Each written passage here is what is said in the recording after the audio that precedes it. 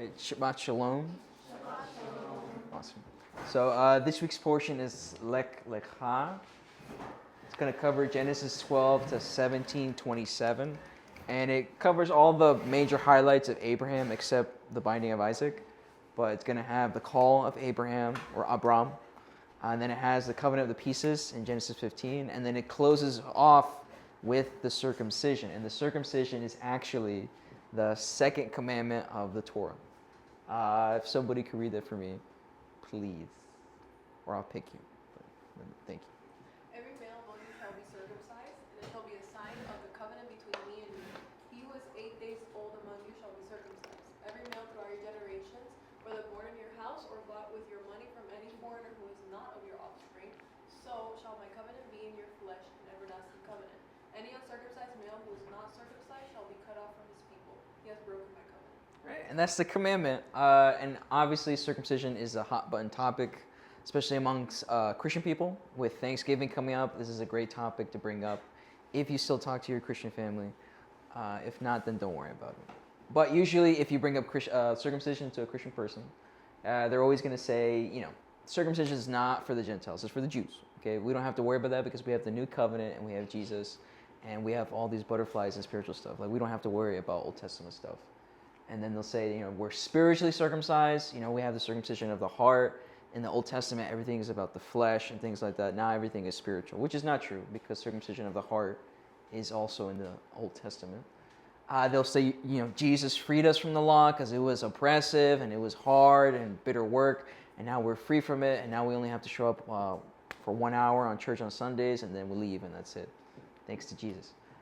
And then they say circumcision is denying the Messiah because since he freed us from the law, you doing circumcision is going back to the law, and now you're denying the work that Jesus did. So that's what they'll tell you. And that's usually what they tell you guys if you still talk to your Christian family. But that's what we're going to talk about today. What is the function of circumcision? That's a lot of things that people don't understand. They don't understand why exactly did God command the circumcision. And then the next question is, do new believers have to get circumcised, or is that really only something for the Jews to worry about? So that's going to be the focus for today's teaching. And we're going to start off with the function. Now, what's interesting, though, is that circumcision wasn't something unique to Israel. It was something they actually did throughout the ancient Near East. It's going to be mostly done in Egypt and Canaan. Mesopotamia didn't really do it. So when Abraham came from the land of Ur, it was something new to him. It would have been something strange. But for the Egyptians and the Canaanites, it was a custom that they did. So we're going to read this quote from the Zondervan, and it says, well known in the ancient Near East, though its details and practice and significance vary from culture to culture, rite always has to do with at least one of four basic themes: fertility, virility, maturity, and genealogy. Egyptians were circumcised in either prenuptial or puberty rites. The common denominator, however, is that it was a rite of passage, giving new identity to the one circumcised and incorporating him into a particular group. So basically what this person is saying is that circumcision was something that was common in the ancient Near East, but they all had different reasons for why they would do it. But the general thing of circumcision was that it was a rite of passage. So now you are one person and you're becoming a new person, basically. It's a new identity and you're getting involved into this group, and you're leaving that old identity behind. That's what circumcision meant to everybody, but why exactly this circumcision was different for each nation, different for each culture. So when it comes to the Bible, God tells us that the reason why he wants us to be circumcised is because it's a sign of the covenant between Abraham and God. So Ben, what covenant is he talking about? You don't know? Adam, do you know what covenant he's talking about? This is Genesis 17. What covenant are they talking about? Shia? What covenant? What covenant? It's not that hard. No. This is Genesis 17. He says, when you get circumcised, it shall be a sign of the covenant between me and you. What covenant is God talking about?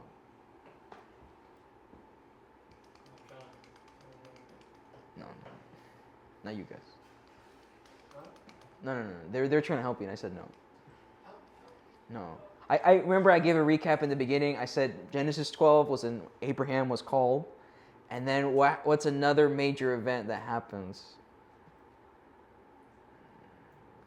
involves animals and pieces. Okay, yeah, so that covenant, what's that covenant about? That's fine, because I'm going to recap. So he's talking about Genesis 15, right? The covenant of the pieces. So what happened was, to recap if you forgot, Lot, his nephew, got kidnapped. Abraham went to go save him with 100 of his men. I think it was 100 or something. I forgot exactly the number. But they defeated the armies. They defeated the armies and they freed Lot and all the other men. And then the king of Sodom said, hey, you know what? You can just keep the riches. And, that's fine. You can keep everything. And he told him, no, because if I do that, then I'm going to be in debt to you. And you're going to say, you made me rich. So I can't do that. I'm faithful to God. And because he did that, God rewarded him for his faithfulness. And then we have Genesis 15. So he tells them to get some animals, certain animals, cut them in half, and make like a passage so he can walk through it. But what was the point of this covenant? What is he promising to Abraham? This one's easy. You got to know this one. Obed. What is he promising him? Okay, so descendants, right? He tells them, look at the stars. As many as you can count, that's how many descendants you're going to have. And I think, scientifically, they say there's like, in our sky, like the nighttime sky, I think it's like trillions. Like that's how much is in the sky. So a lot of people are going to be his descendants. What else did he promise them though in Genesis 15? What was that? I'm sorry. Speak louder. Land. Yes, he promises any land. The land of Canaan, right? The promised land. So he promised him physical descendants and physical land. And the reason why I say physical, because when you talk to a Christian person, they always change it to spiritual. But the covenant is always about the physical land and physical descendants. Nothing, it never says anything spiritual. They always change that. But if we make a nice little mind map of everything we just talked about, okay, we have Abraham, and then we have the covenant of the pieces, right? Abraham is connected to that in Genesis 15. And then later in Genesis 17, you have the circumcision. But the circumcision is a sign of what covenant? Which is, you can read it. Say it. Covenant of the pieces, yeah. So it's a sign of the covenant of the pieces. So, and if you are a son of Abraham, you have to get the circumcision. It's a sign of the covenant of the pieces. And what comes with the covenant, though? What's it a promise of? We just said it. Descendants and land. So all these things are connected, correct? If I'm talking about circumcision, it's connected to the covenant. The covenant is connected to the land and the descendants, right? What about salvation? Is salvation connected to circumcision? Okay. If I ask you, Ben, or because you guys were chatting in the beginning, you shouldn't have done that. What is salvation? Okay, I'm walking on the street. I'm just walking by. I'm like, hey, you kid, what's salvation? What are you gonna tell me? Saving somebody? Okay. Anybody else? Obed? What about you, Adam? Huh? If I ask you what's salvation, what are you going to tell me?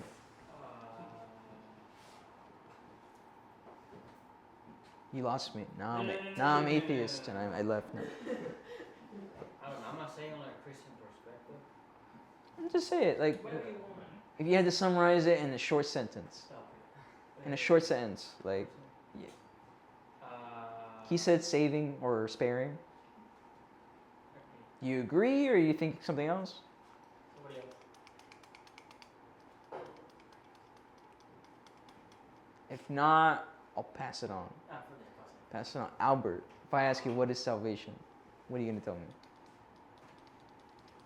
I'm gonna say like, well, that's like an aspect of like treasuring. Of what? An aspect of treasuring something. Treasuring something? Okay. So you said treasuring, you say sparing, not dying, not killing. Or what was it that you said the first one? What did you say? I forgot. Saving. You said saving and sparing. Okay. Anybody else? Andrew? What is salvation? I'm your dad, we're having breakfast. He's like, hey, what's salvation? You better be right. This is important. That's why we believe in Yeshua, right? So if you don't know what salvation is, you don't really understand why we believe in Yeshua, right? So I went online and I tried to find a Christian forum asking what is salvation. So this is a Christian person speaking. And he says in the Old Testament, salvation just meant that God would rescue you from the famine, from invading nations, from calamity. In the New Testament, That gets spiritualized. For Jesus' salvation meant you would be resurrected when you died, and also that you would get to live on earth in the kingdom of God, where all injustices would be reversed. So that's like the typical Christian perspective of salvation. They think salvation existed in the Old Testament. They think salvation just meant that you didn't die, that you were saved. So that typical Christian mindset, salvation just means not dying. But that is wrong. That's wrong, right? Thank you. So if we go to the book of Ecclesiastes, I think I'm saying that right. If somebody could read this for me. Yes.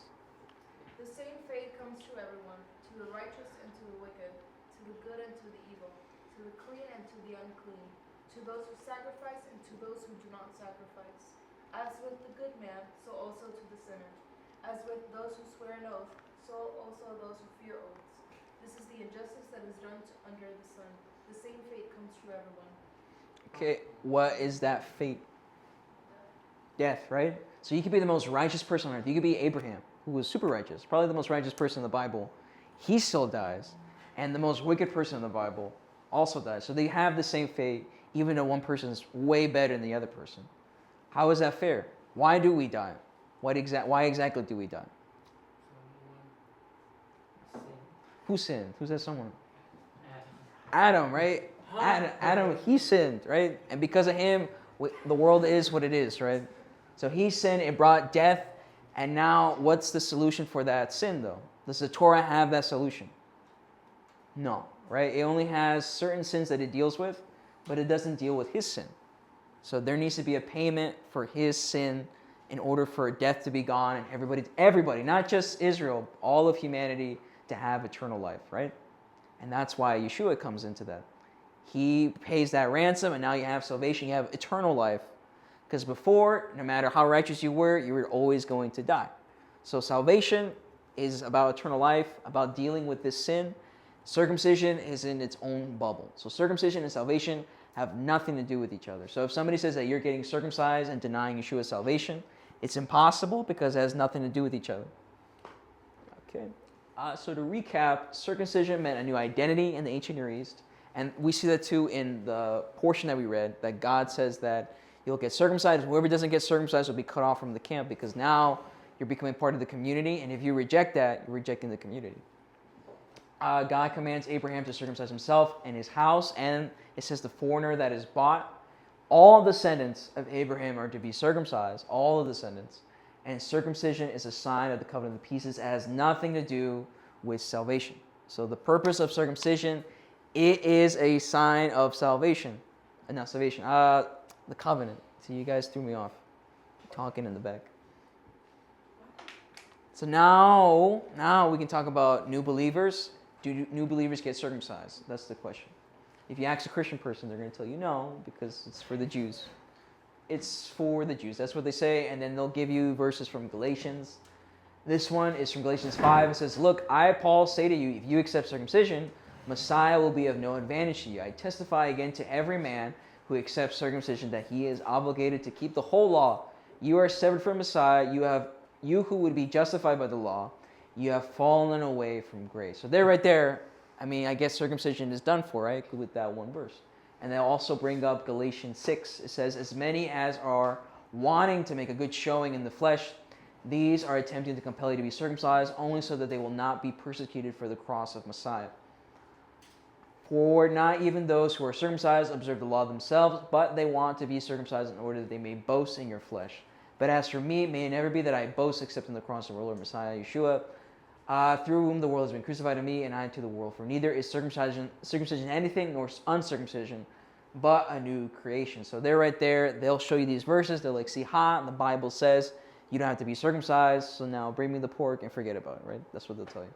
But What does that mean so that they will not be persecuted for their crimes? I'm going to talk about that. Okay? What was I going to say? I forgot. Lost my train of thought. Oh, okay. But this is a letter, okay? And I don't know if you guys ever still remember writing letters. Did you guys write letters? I don't know if you guys are that. I used to write letters. I still had a childhood kid. I don't know. I don't know if you're the iPad kid or not. But when we used to write letters, you didn't write letters just for any reason, right? There's like a whole background to why you're writing that letter. Either to someone or for something. Yeah, and maybe it's for somebody's birthday, maybe somebody died and you're writing, "I'm sorry, what happened?" whatever the letter is, there's a reason why you're writing this letter. So there's like background information. So if I grab that letter and I only read this small chunk of the letter, do I have the whole context? No, right? So just because somebody grabs one verse, they're not thinking about who are the Galatians, why is Paul writing to them in the first place, what's the issue that he's dealing with. Those are questions that they're not really answering. They're just reading this section and they're saying like, there you go, and that's it. But no, you gotta have to study the context. And the root of the problem all starts in Acts 15. If somebody could please read this for me. Or I'll pick you. So it's up to you. I'll read it. Okay.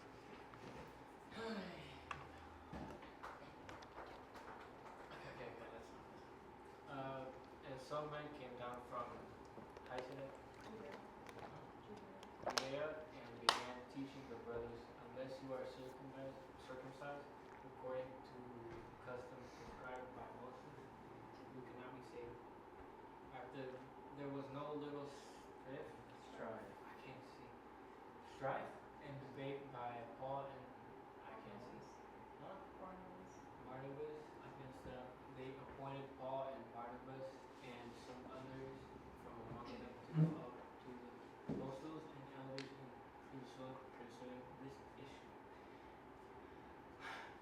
And when they arrived in Jerusalem, they were received by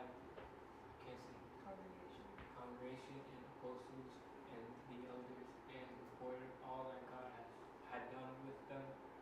But some of these who had believed from the party of the Pharisees stood up, saying, "It is necessary to circumcise them and to command them to observe the law of Moses." That was beautiful. Thank you. That's the last time I'm reading. Oh, because you said that, I'm going to pick you again. No, I'm just kidding. I can't see. Why can't you? We'll buy you glasses. Don't worry about it. Nothing otherwise. Really? Yeah. Dang, man. I'll make the font bigger, like each letter. Like. No. I will believe it because it's like. Well, okay, so you read this, thankfully, okay? So let's unpack the first verse. It says, some men came down and they were teaching that unless you are circumcised, you cannot be saved. You cannot have salvation. We just learned that that's not correct, right? Salvation has nothing to do with circumcision. It's connected to Abraham in a way, not directly, indirectly, but it has nothing to do with circumcision. Circumcision is its own little bubble. Salvation is its own other bubble. They have nothing to do with each other. So somebody saying that you have to be circumcised to get salvation, that is wrong. That's not correct. That's not in the Torah. That's not in the Bible. It's incorrect. Okay? And then in this part, in verse 5, Luke mentions that somebody from one of the party of the Pharisees mentioned that they had to be circumcised and keep the law of Moses. Now, why did Luke bring up that they were Pharisees? What's the big deal about the Pharisees? Do you remember? Do you remember the two houses? Kinda. So, okay. The Pharisees had two houses of thought, the house of Hillel and the house of Shammai. Now, Hillel, he's going to be more laid back, so they're more flexible about things.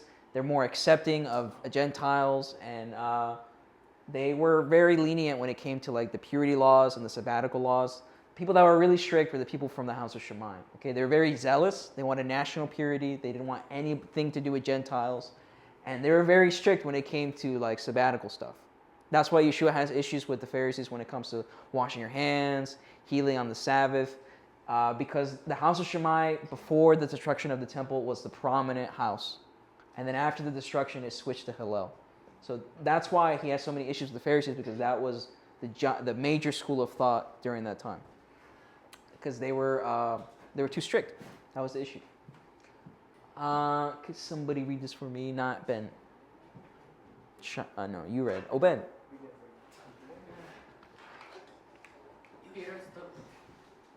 Peter stood up and said to them, Men and brothers, you know that in the early days God chose among you through my mouth that the Gentiles should hear the message of the gospel and believe. And God, who knows the heart, testified to them by giving them the Holy Spirit, just as he also did to us. And he made this distinction between us and them, cleansing their hearts by faith. So now why are you putting God to the test by placing on the neck of this of the disciples, a yoke that neither our father nor we have been able to bear.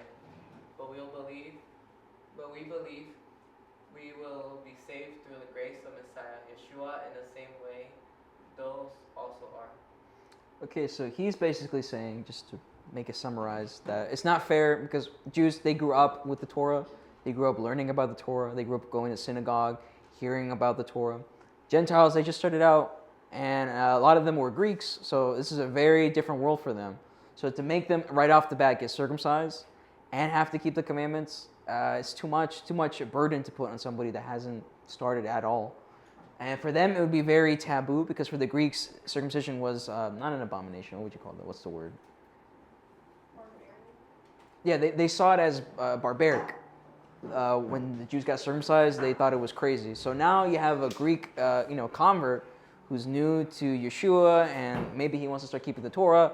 Him telling him that he has to get circumcised right off the bat is going to be kind of crazy for him. So there has to be some sort of process behind everything. And then also like the Greeks would distinguish between you because Roman bathhouses were public. Yeah. Everybody could see if you're circumcised or not. It would pretty much put you like on the lower caste, I guess, of society. Yeah, you're on the bottom of the ladder, yeah. But he's also talking after Acts 10. This is Acts 15. Acts 10, what happened with Peter? He had the vision of the animals, and God tells him, you can't call what is unclean what I have accepted. I'm paraphrasing. And he was very confused, and a lot of Christian people think it's about food, but then he realizes that it's not about food, it's about Gentiles, that God is telling him that you cannot reject somebody that God accepted. If God accepts him and he sees that in his heart that he wants to follow God, he's part of the kingdom. So nobody can just stop him at the door and tell him that he can't join the kingdom. Nobody has the authority to do that. Because Cornelius, was the centurion? No, centurion, yeah. Cornelius, it says that he was doing Zedekiah, he was doing charity, helping the poor and the needy. He was praying at the hours of prayer. He was following God. So even though he wasn't circumcised yet, his heart was circumcised. And because of that, God accepted him. And that's why he sent Peter. And that's what he's trying to teach Peter. That even if these guys are not circumcised yet, it's not about that. It's about first circumcising your heart. Because that is the walk that Abraham had, which Paul will talk about later. And then at the end of Acts 15, well, not the end of Acts 15, they come up with a solution. They say, therefore I conclude we should not cause difficulty for those among the Gentiles who turn to God, but we should write a letter to them to abstain from the pollution of idols and from sexual immorality, from what has been strangled, and from blood. For Moses has those who proclaim in every city from ancient generations, because he is read aloud in the synagogues on every Shabbat. So basically what they're saying is like, look, instead of making them try to keep the whole Torah right off the bat, let's give them some basics, okay? Don't eat food that was sacrificed to idols or strangled, blood. Don't commit sexual immorality. And he says they're going to go to the synagogue and learn about the Torah anyways. So that's like perfect for them. So they can learn little by little and progress instead of just giving them this giant, because the Torah, it can be complicated sometimes, especially if you're new, and trying to catch up and stuff like that. So it's perfect if they go to the synagogue and they learn week by week, okay? But a lot of Christian people, they see this and they're like, look, see, you don't have to keep the Torah anymore. Even though this nice bolded verse 21 is there, they seem to ignore that. But that's not the end of the problem with circumcision. It comes up again in Romans, and Paul, being the lawyer that he is, he gives a case, and he explains, Abraham's walk. He asks the question, when it says that Abraham's faith was accredited, was it before or after he was circumcised? I'm asking you. Was it before or after he was circumcised? I think you got your water. Oh, thank you. Albert, when it says his faith was accredited, was it before or after he was circumcised?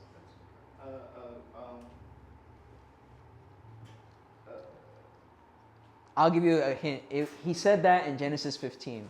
Was Genesis 15 before or after he got circumcised? After? Genesis 17 is when he got circumcised. So it's... It is after. No. Right? Because you said Genesis 15. 15, he says his faith was accredited. And then 17, he gets circumcised. So he said that before he got circumcised. Okay? And when did he give him the promise? Before or after he got circumcised? Before. So he didn't have to be circumcised to get the promise, for God to accept him as, one of his own. And that's the case that Paul is trying to make, that you can't have this burden on the Gentiles right off the bat. When Abraham himself, he didn't even get circumcised for like another, I think it was like 22, 25. I think Genesis 15 he's 70 something. And then 17 he's like 90 something. So like 20 years from Genesis 15 to 17 passes, okay? So he didn't get circumcised for 20 years. And then you're going to ask a new guy to just do it right off the bat. It's not fair, you know? He had his walk. Everybody else has to have that same opportunity. Because it's not about being circumcised of the flesh. You have to have the circumcision of the heart first. That's what Abraham did.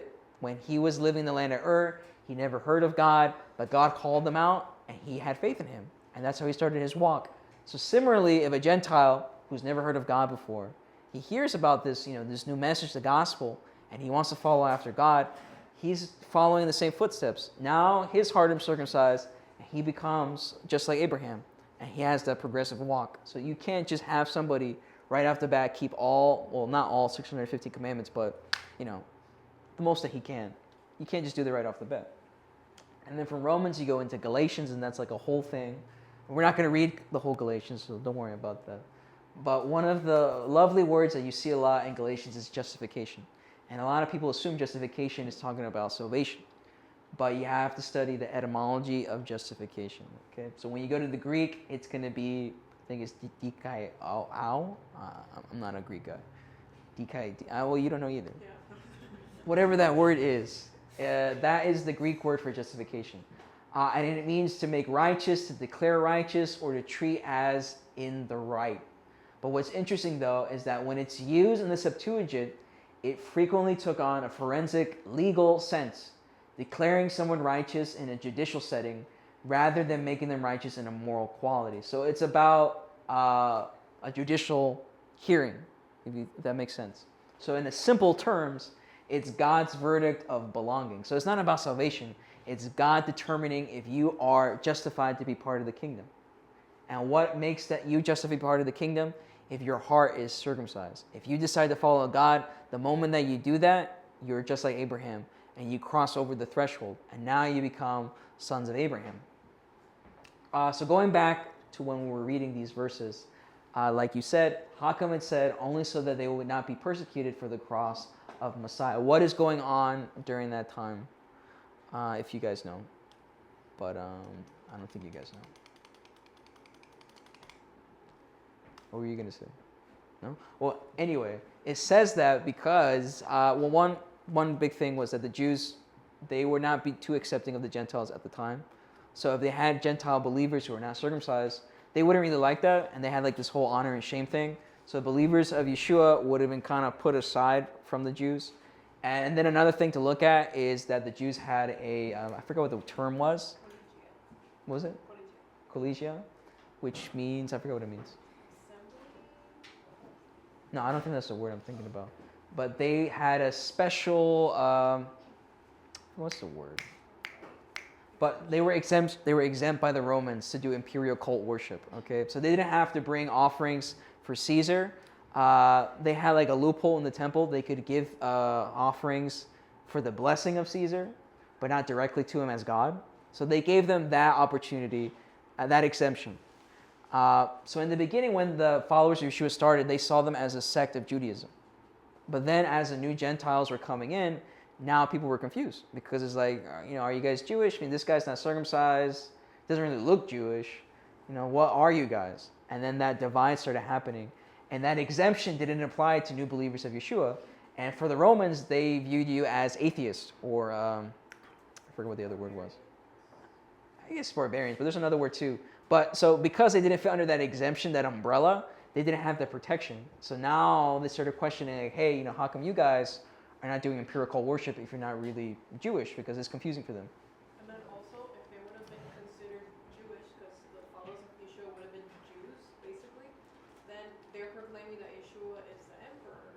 So then that kind of is going to mess up the Jews' exemption, because now they're being, like, not loyal to the Romans.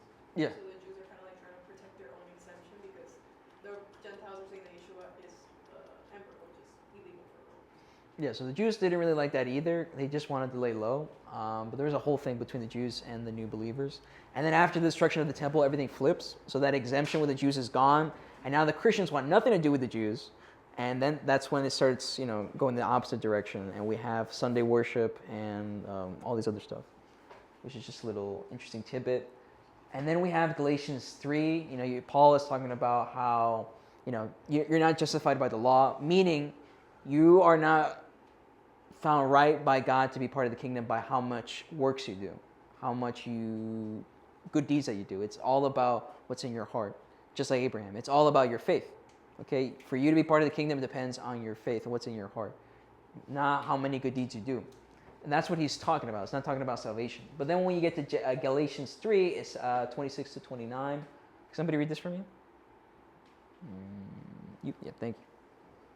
For you are all sons of God through faith in Messiah Yeshua. For as many of you as were baptized in Messiah have clothed Christ. There is neither Jew nor Greek, there is neither slave nor free, there is neither male and female, for you are all one in Messiah Yeshua. And if you are Messiah, then you are a descendant of Abraham, heirs according to the promise. Just like a little side information. The Galatians, most of their population were slaves because they were prisoners of war.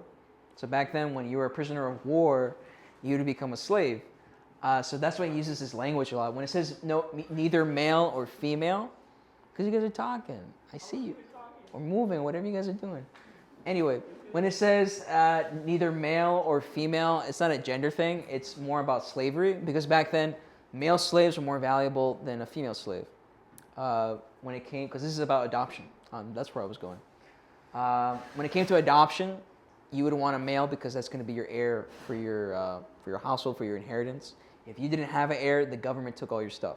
So everybody wanted a male heir, and nobody really cared about female girls. So they would just throw them aside. When they had a female baby, they would just put them on the side. And a lot of the new believers and followers of Yeshua, they were the ones that would take those babies.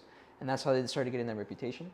But that's just a side information. But what's interesting about this is that he says, if you are messiahs, then you are descendants of Abraham, heirs according to the promise. So he's saying right here, if we were to put you on the map, according to him, you are sons of Abraham. But if you are sons of Abraham, what did it say in Galatians? Did I put Galatians? What did it say in Genesis 17? Who's supposed to be circumcised?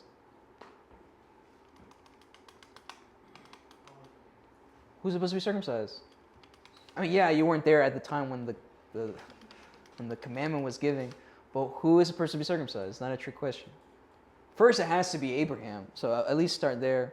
And then after Abraham, his sons, his descendants, his children's children. So if you are considered a son of Abraham, don't you fit under that umbrella, right? Because he says that you're heirs according to the promise. So now you have access to the covenant in Genesis 15. And if you have access to the covenant, then you have to get circumcised because it's the sign of that covenant, right? That's the logical conclusion. Now, obviously, they don't have to be circumcised right off the bat, but eventually they will because that's the commandment. I forgot this. So what's interesting, though, and I saw this last week, when it says here, whether born in your house or bought with your money from any foreigner who is not of your offspring, when you look at the word bought, in the Greek, I forgot what the word was. I forgot what the Greek word is. I forgot to put it. But it's connected to 1 Corinthians 6:20, which says, for you were bought at a price, therefore glorify God with your body. And in Corinthians, he uses a lot of slave language because in Corinth, there was a lot of slaves. See, I'm talking. In Corinth, there was a lot of slaves, so he would use a lot of language. He would say things like freedman, slave, bought. So it's interesting that Paul uses this language and it's connected to this commandment.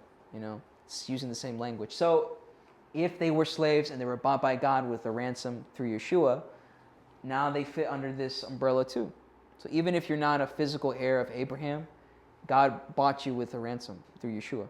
And now you fit under this, interestingly enough. So to summarize the lesson, it's not over. Circumcision is a sign of Genesis 15. It's not about salvation. It symbolizes a new identity. Like I said, it's not about salvation. And the New Testament is not saying that there should be no circumcision. It just prioritizes the journey. Before you get physical circumcision, you have to have circumcision of the heart. Because circumcision of the flesh is like the final commitment. You have to be, fully committed to that. But now we have the book of Matthew. I'm supposed to talk about chapter 8, right? Okay. I was scared that I got the wrong chapter. But we're just going to read through it. Not all of it, but read through most of it, and I'll talk about it. If somebody else could read. Andrew, since you're standing right there. And when he came down from the mountain, large crowds followed him. And behold, a leper approached and worshipped him, saying, Lord, if you are willing, you are able to make me clean. And extending his hand, he touched him, saying, I am willing, be clean. And immediately his leprosy was cleansed. And Yeshua said to him, see that you tell no one, but go, show yourself to the priest, and offer the gift that Moses commanded for a testimony to them. Okay. So, what is the leper supposed to do? Once he's healed, does anybody know? What happened? Is to make a sacrifice. So he has to go to the temple, right? And he has to give offerings to the priest. So if Yeshua didn't believe in the offerings and didn't believe in the temple, he wouldn't have told him to do that, but he tells him to do that. So he has to go before the priest has to examine him, and then he has to publicly decree to everybody that this guy is no longer a leper. And everybody knew him because they knew that they had to stay away from him. So now he's getting publicly decreed clean, and everybody knew that if a leper was clean, it was connected to the Messiah. So now it's a big alarm telling everybody that the Messiah is here. So it was on purpose, there was a reason for that. And then we have, why did I put this?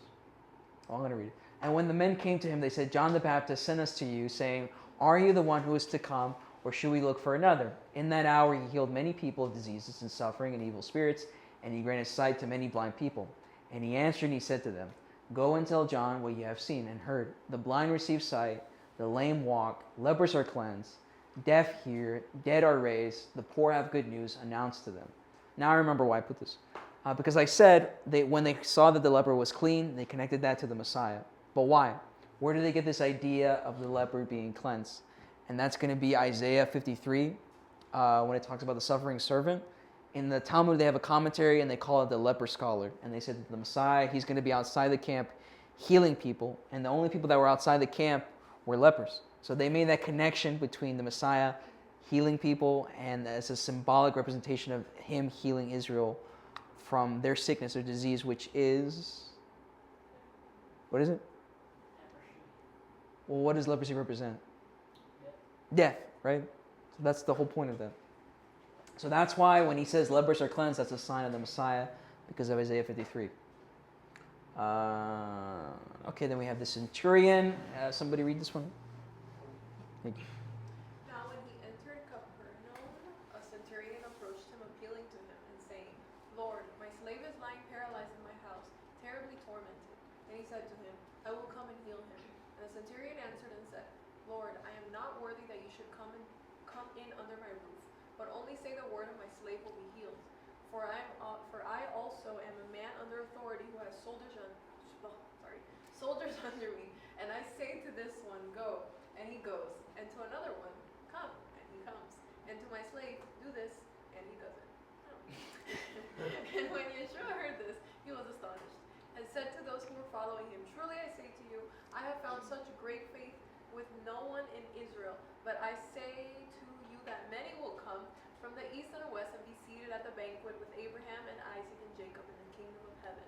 But the sons of the kingdom will be thrown out into the outer darkness, and in that place there will be weeping and gnashing of teeth.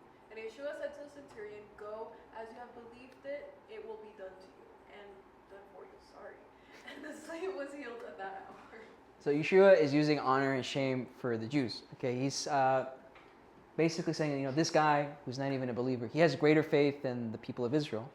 And then he says that, the sons of the kingdom will be thrown out into utter darkness. So he's trying to teach that it's not really about where you're born, if you're born into the kingdom. It's more about what's in your heart and what do you do. That's what gets you into the kingdom. And then, who else can read this one? I'll read it. Now when Yeshua saw many crowds, I thought I fixed it. But now when Yeshua saw many crowds around him, he gave orders to depart to the other side. And a scribe approached and said to him, Teacher, I will follow you wherever you go. And Yeshua said to him, Foxes have dens and birds of the sky have nests, but the Son of Man has no place to lay his head. Now a scribe, if you don't know, a scribe was a person that, I guess to put it in simple terms, he was very studious in the law. Is that a good way to put it? But they were also very reputable people. Okay, they were very honorable in the society. They had a very lavish lifestyle. So then Yeshua is basically telling them, like, look, if you follow me, that lifestyle that you have is not going to be a thing anymore. You were going to say something? Oh, okay, I'm sorry. I thought you were raising your hand. So that's what he's basically telling the scribe. And then if you don't know what a scribe is, it's going to sound really random. But then he tells, I'm sorry? Rich person. But not exactly rich person, but okay.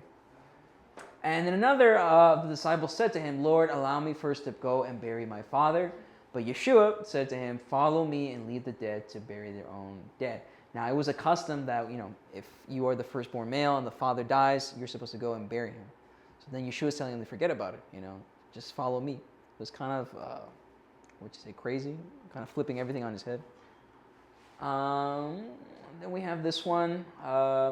As he got into the boat, his disciples followed him, and behold, a great storm arose on the sea, so that the boat was being inundated. I think I said that right.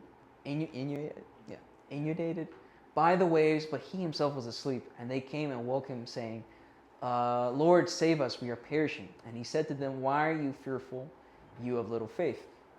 And then he got up and rebuked the winds and the sea, and there was a great calm. And the men were astonished, saying, what sort of man is this, that even the winds and the sea obey him? And we've talked many times how back then they feared the sea, whether it's the ancient Near East or the first century Rome. Everybody feared the sea because it represented death and chaos. And anybody who had control over death and chaos was the supreme God.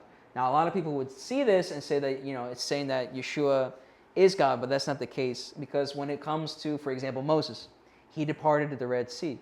But who got the honor and the glory? God, right? Not Moses. He worked through Moses, but it was God that got the honor and the glory. The same thing with Yeshua. Yeshua is the mediator. He always points back to the Father. And he's showing everybody that he has authority given to him from the Father, but he is not the Father himself. So that's something that I just wanted to clarify. And then we have this one. Can somebody read this one? At least this one. No, you can't see. I'm sorry. You have glasses. You can read, right? Barely. Well, barely, please read this. When he came to the other side, to the other region of there. I don't know how to say it either. Don't worry. Gadarenes? Gadarenes.